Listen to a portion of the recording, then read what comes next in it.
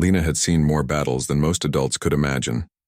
At 14, she had commanded a human army on a distant planet, leading soldiers across deserts of red sand, through asteroid storms, and into alien cities that glowed with strange, living light. She had learned to think 10 steps ahead, to predict the enemy's moves and to make decisions that could save thousands, or cost lives. Yet here she was, back on Earth, standing in front of a mirror in her small bedroom, staring at a face that still looked like a child. Her uniform had been replaced with a simple school outfit, a blue hoodie and jeans. The weight of medals and ranks that had hung on her shoulders was gone, but she felt heavier than ever. Commanding an army had been easy compared to figuring out how to talk to classmates without sounding like she was giving orders. "Morning, Lena," called Mara, her best friend, popping her head into the room. She was a few months older and had grown used to Lena's unusual life. "Ready for school?" Lena managed a small smile. "As ready as I'll ever be." Mara frowned. "You don't sound very excited. You've been waiting to see Earth again, haven't you?" "I am excited," Lena said, though her voice lacked conviction. "But everything feels different now. I don't know how to be normal." Mara stepped inside and closed the door. "Normal is overrated, but I think you mean you're scared you won't fit in?" Lena nodded. It was the first time she admitted it aloud. In the battlefield, fear was useful. It sharpened the mind, forced you to act. Here, it made her feel exposed. School was a strange battlefield. Lena walked through hallways where her peers laughed, shoved and argued over small things like homework, gossip, and cafeteria food. She remembered standing on a cliff on the alien planet, watching thousands of soldiers march into a storm, and now she was worried about what to say to someone in the lunch line. During her first class, she tried to join a conversation about a science project. The others spoke about volcanoes and chemical reactions. Lena wanted to explain the energy calculations behind the alien weapons she had studied, but she stopped herself. Talking about alien war tactics would be too weird. She smiled politely instead, nodding and listening. It was harder than any battle she had ever fought. At lunch, Mara pulled her toward a table where a few students were playing a card game. "Come on," Mara said. "You need to have fun." Lena sat down and they began to play. She lost the first round almost immediately. The others laughed, but Lena realized something surprising. She didn't mind losing. She could always win in war, but here, losing was just normal. She felt a little relief. Still, her mind wandered. Even now, she felt the pull of strategy, the need to plan, to anticipate. It was like a voice in her head she couldn't shut off. She looked around and saw her classmates worrying about grades and sports while she remembered entire planets, fleets, and battles. It was overwhelming. That evening, Lena returned home and wandered into the attic. She often went there when she needed peace.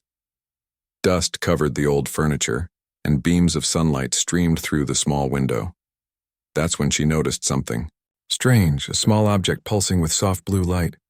It was the alien artifact she had brought back from her campaign, hidden in a box for safekeeping. She picked it up. The artifact was smooth and warm to the touch, almost alive. It had no markings, no labels, but Lena could feel something inside it, like it was waiting for her.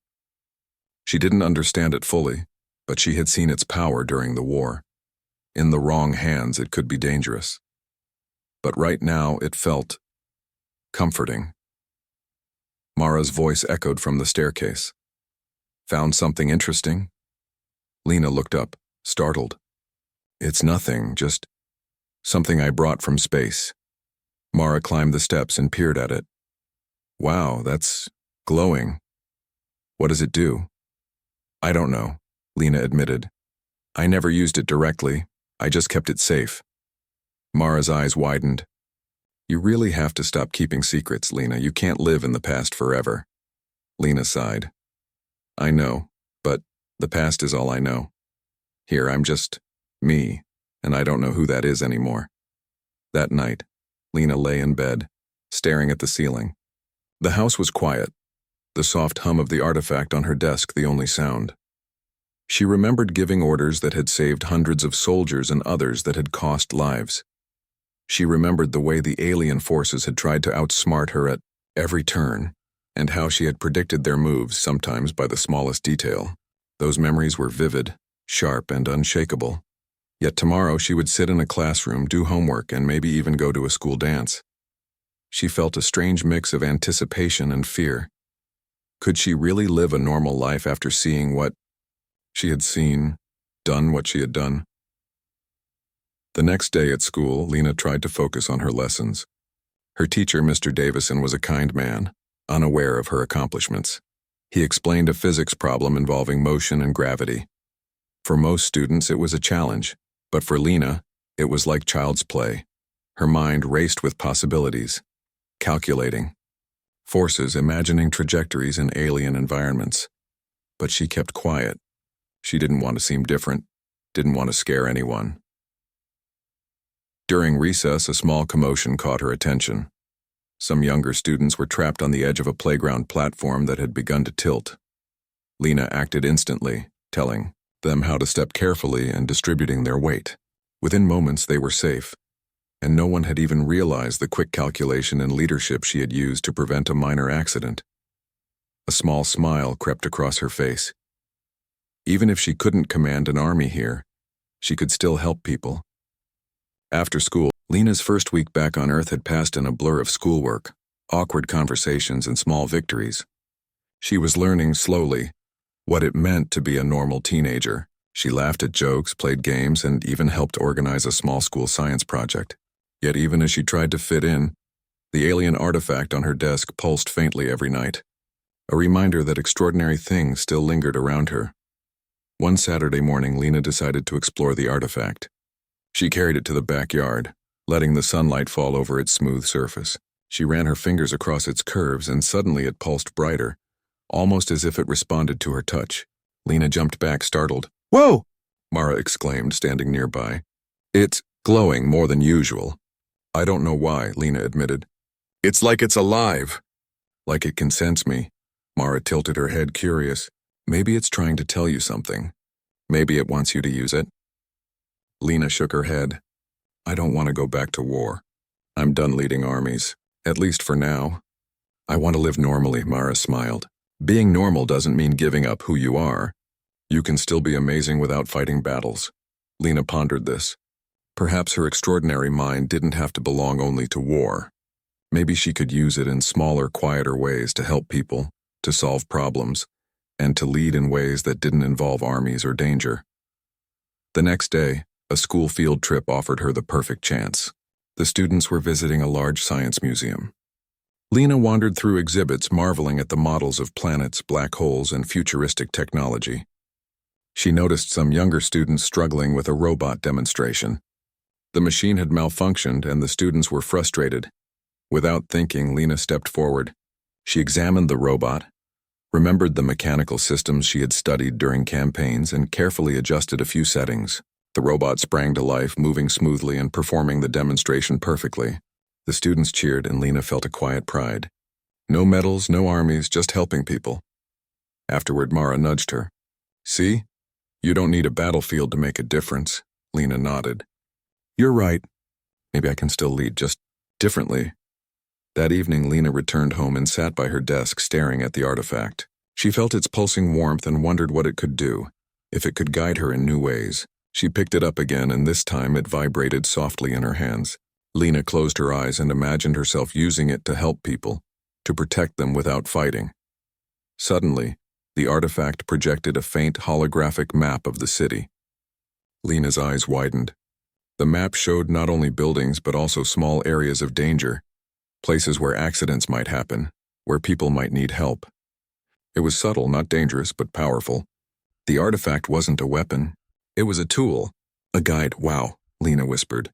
"I never thought it could do this." Mara leaned over her shoulder. "It's like it wants to help you help others. You're not going back to war, you're just learning to be a hero in a different way." Lena smiled, a genuine, warm smile. She realized that being normal didn't mean hiding her abilities.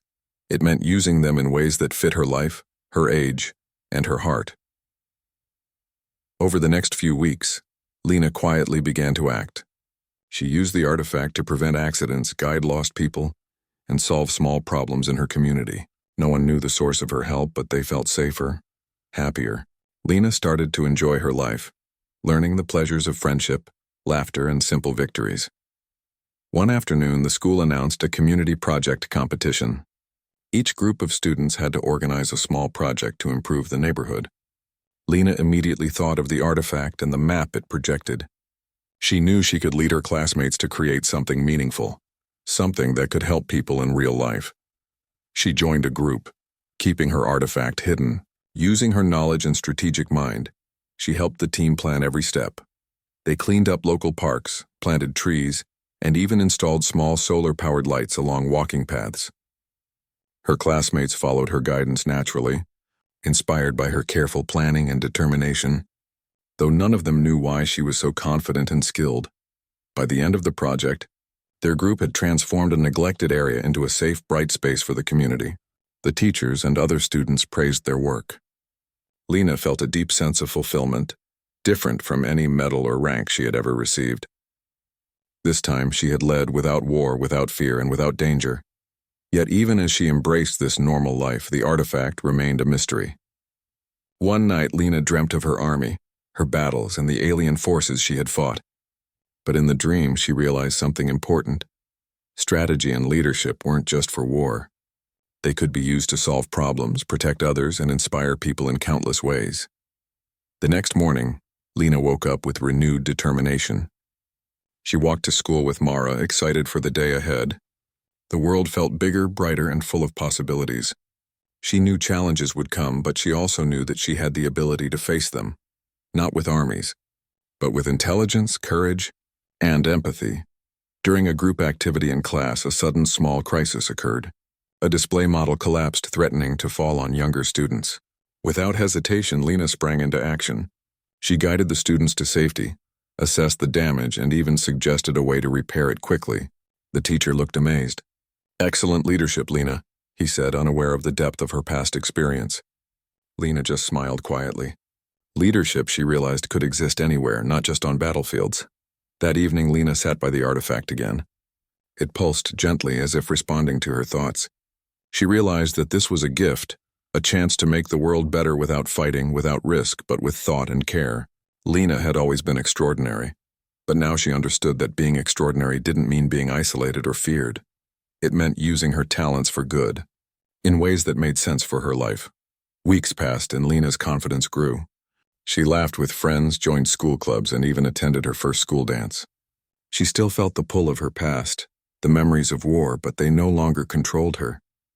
Instead, they guided her, giving her the strength to act wisely, calmly, and with purpose. At the dance, Lena danced with Mara and other classmates, feeling a warmth she hadn't felt in years. She realized that normal life didn't have to be boring or small. It could be full of